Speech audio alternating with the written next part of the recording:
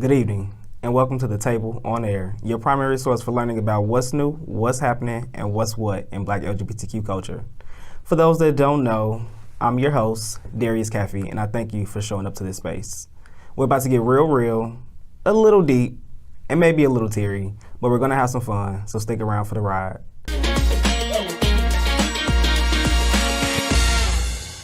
Joining us as our first guest today, we have award-winning creative strategist, creative director, social media expert, model, photographer, vocal performer, style icon, and one of my favorite people, Terrell Stanley.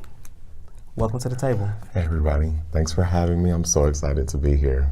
Of course. We really am glad and grateful to have you here, to be able to share with our audience, with the city of Chicago and the world, all about all the great things that you've been able to accomplish, all of the pieces, a part of your journey that have brought you to where you are now, and to be able to show the world all that you can do and all that you have done. So again, thank you for being here. Again, thank you for having me. I'm just super excited to be on this platform. I'm super excited to support you and, the Black queer community. We deserve this space, and to be the first guest on, Can TV for your show is just amazing. So thank you again for having me. Of course. You've been able to do a lot of great things that the world knows of. You've been able to work with a lot of different clients in the media and advertising space, such as Champion, such as DeAndre Brown, such as 15% Pledge, Pandora, and so many more that you've been able to work alongside some great individuals to be able to help them, showcase all the talent that you bring to the table. So I'm really glad to be able to hold space for you today, to be able to elaborate on what you're doing and how far you've come and how far you're going to continue to go. Beautiful. Yeah. Let's get into it. So, can you first start off by sharing more about your journey that could be personally or professionally? Where have your experience, skill sets, and talents typically resided in your life? I feel like up until this point, I'm currently 25. I feel like up until this point, I've been able to work on kind of one thing at a time. You named a lot of different things that I do. I'm a multidisciplinary artist and strategist, and throughout my life, I've had the opportunity to do a lot. I'm a singer at heart. That is the base of my creativity. So my creativity started with my voice and being on stage in front of people. And then I kind of followed that feeling of just goodness throughout high school and did acting and performed at various places throughout Chicago. And then that kind of led me to go into marketing advertising at the University of Missouri. And that's really just where I found my passion, and that's where I found my wholeness and feeling pretty much like myself and being able to chart that path out for me where I can be my full self. And that's a continuous work in progress. And I'm continuously trying to coalesce all of the things that you named that I do into my day-to-day work experience. But it lies in all of that. It resides in that whole experience. And it's, again, a work in progress. So. Yeah, and you brought up a great point about a lot of the things that you've previously and historically done, helping you get to that center of wholeness. And I think that that's very important for us to just kind of talk about and to bring to this space, is that you are a multifaceted and multi-hyphenate individual that are doing a lot of creative things.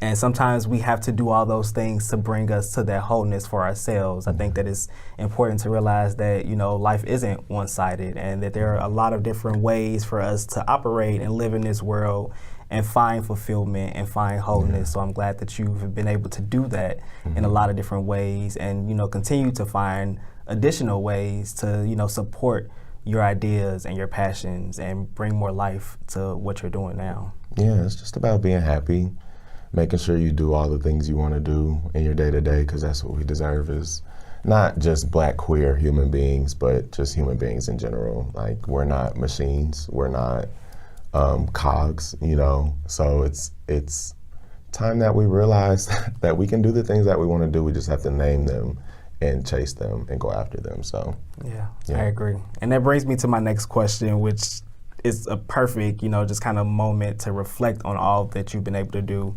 So can you explain a little more about what experiences in your life that you found the most value in? When it comes to my work, Yep. Just life experience. Because I feel honestly that's what I've been working to this point in life. It's just I'm working to be happy at the end of the day.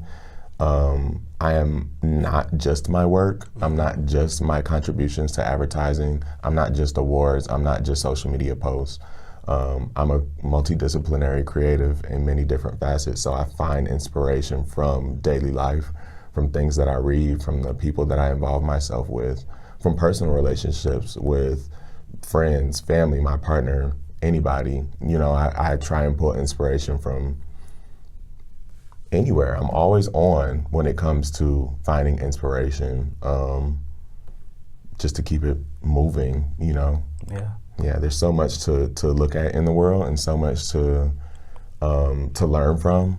And I try to live from a constant state of gratitude and being a student, because I want to do that for the rest of my life. I feel like that's how you continue to grow and learn, is just to be open to things. So I'm always on, yeah. And I agree. I think that, not really always being on, but always having that, openness and mindset that I can continuously learn from life and see things and get inspired by it. I think that that's extremely important, one, for people to just continue to go out and live life and, be inspired by all these different things. So if y'all are watching, go out and live life and get inspired. Yeah. But also to be able to see that and reflect on it and see, how all these different experiences feed into what you're doing and who you are as a person, and, how you continue to see yourself showing up. And a lot of times in work, they make us believe that we should be working all the time, have no rest. And there should be points of rest and work, and they should be together. So it doesn't feel like work, but it is work, So it's just, again, making sure you're aligned with what you want in your life so that that can come to fruition in your day-to-day. So speaking of alignment, coming back to this question, how has your identity and background informed how you approach your work in social strategy and creative direction? So my identity and the things that I identify as are with me all the time. So it is constantly shaping how I view my work, because I'm thinking about my family, I'm thinking about myself, I'm thinking about the people around me. What would they think and how would they feel if they viewed this work? Would they feel seen? Would they feel represented? Can I feel strongly and proudly about what I'm producing? It's all of that. Our community is so big but so small in terms of understanding and common experience. We know what that looks like, but the rest of the world doesn't. So constantly trying to fact check the process of like, okay, is this really us or is it not? And then also like, are we even in the room? And if I am the only person in the room, how am I showing up for us? And am I doing that adequately? Am I doing that authentically? And am I doing that purposefully? And is my team doing that purposefully? Can I trust the people that I work with? Can I trust the people who are putting this on and that are storytelling alongside me? So my identity is always weaved into all of that. It never leaves me. It's just a point of view that I've had to grow up to have, and will continue to have because I'm proud of it. So it's a constant piece, moving piece in my work. Yeah, and that shows up for a lot of people, and that, came back to the central point and purpose of, why we started and created this show, was to be able to show up as our authentic selves in these spaces and have these conversations about, our day-to-day lives, which, like you said, shows up so much more than people can imagine. Like, this is exactly how we are presenting ourselves in all of the things that we're doing, not just, waking up in the morning, but going to work, being in friendships, relationships, having individual conversations with people. Our Black queerness is our identity, and it informs how we show up in this world. So it's important for us to figure out, how to operate in that lens, but also for other people to also understand that, and not for us to always feel like we need to teach it. Yeah, like we have to work towards it because we shouldn't. You know, we're Black because of our experience. So having to re-explain that sometimes is tiring, you know. So, but it's the way of the world, you know. And I think we as a community are beginning to realize that we can create our own spaces, so we don't have to do that. And that is personally my goal, to continue to do that, especially with social media. Social media touches everything. Advertising touches everything, whether it is just social media, whether it's a live event, whether it's talking to somebody on social media through tone of voice. There are so many ways to cue to someone that there is someone Black behind the screen, to show representation, not just through Black bodies, but through Black ideas, Black concepts, and Black ways of viewing the world. So creating our own spaces is key to not having to feel like we constantly have to fight. But also, that's not for everybody. So if you are able to, you know, coalesce and work with a multitude of people, like, that is also another way of learning life, you know, is by diversifying your experiences. So balance, yeah. Creation and learning, being open is key to it all. Yeah, I agree. So speaking of creating, thinking of next steps, bigger and better, what vision do you have for where life can take you next? Think hypothetically, but also intentionally. I don't know. I just would love to create more with people I view as my peers. When we are given the authority and autonomy, and we take the authority and use our own autonomy to create from our own perspective, we change the world.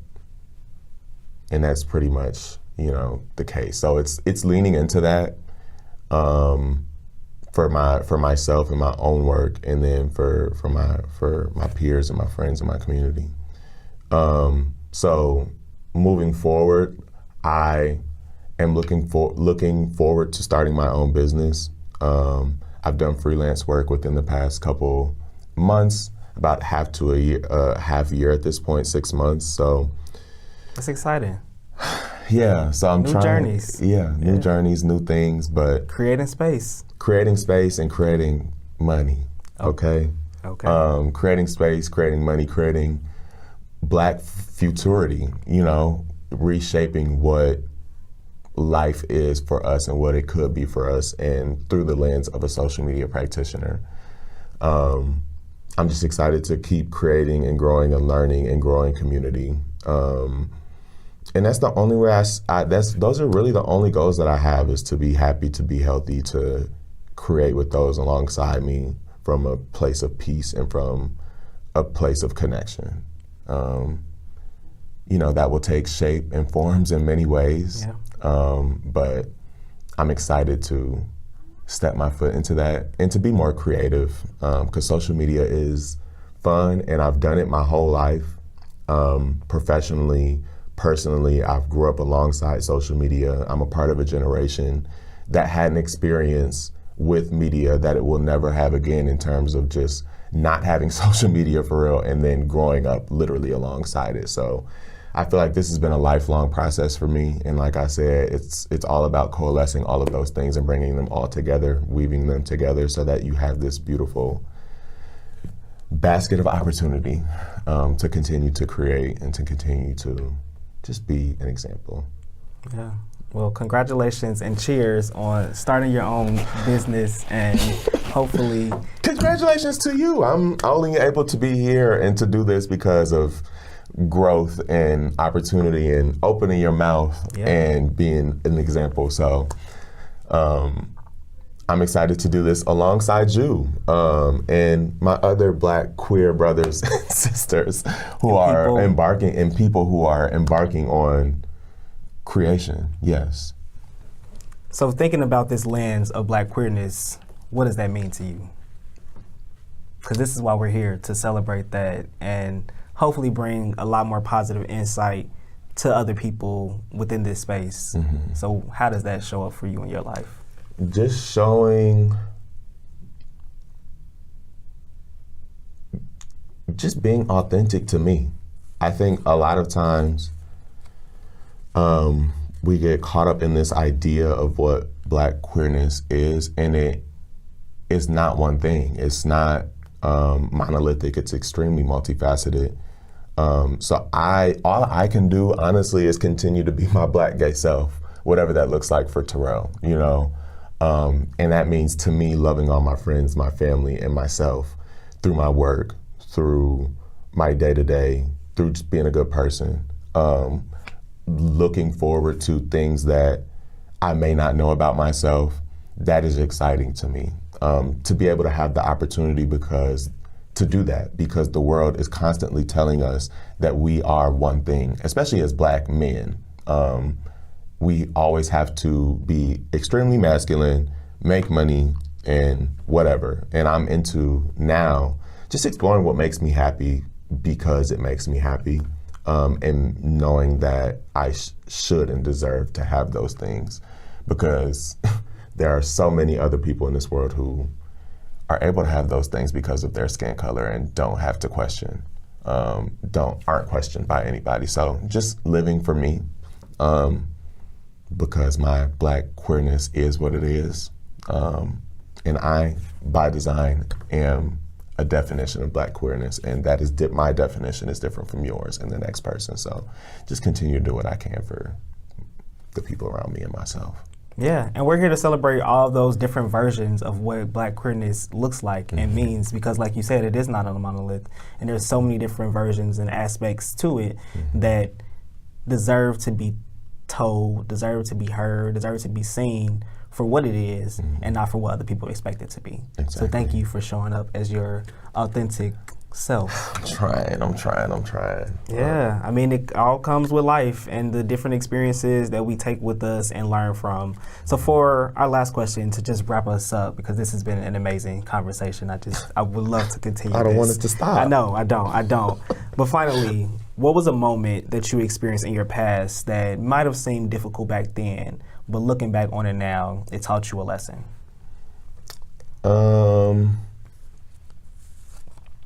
For me, I would say in high school, a lot changed for me in high school. I was still closeted in high school, so I was working through a lot.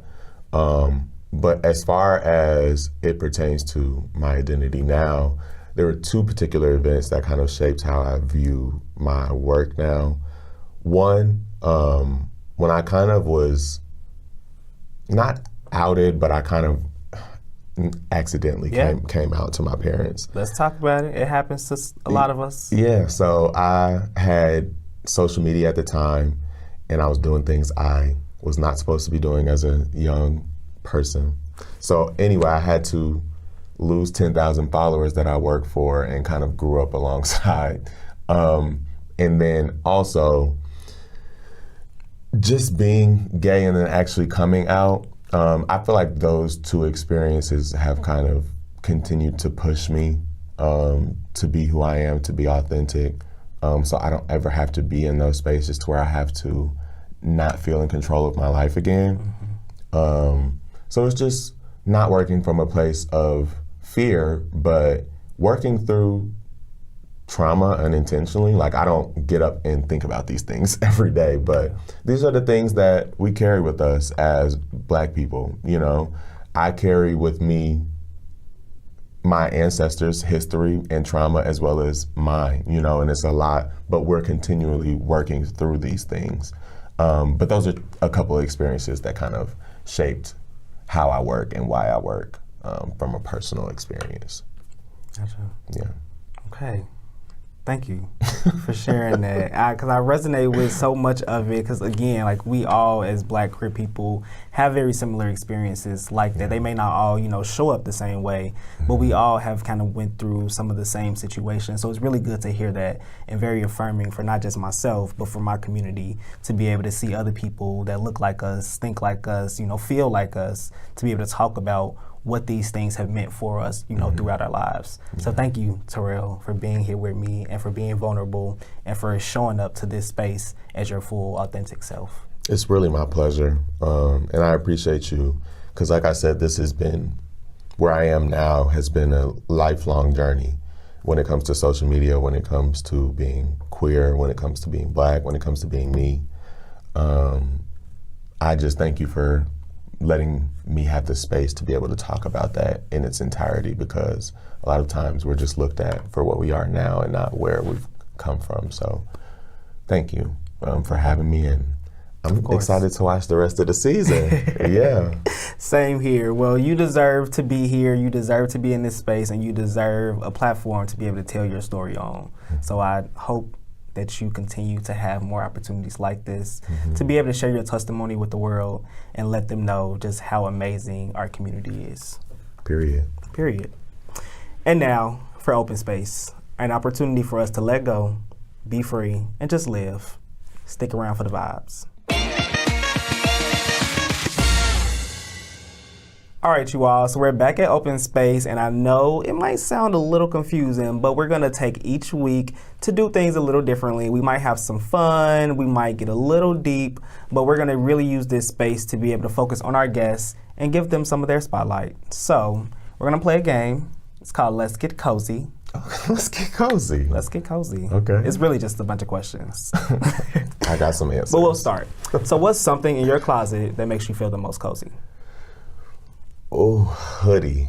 A good hoodie. Good oversized hoodie. Oversized. Keyword. Oversized.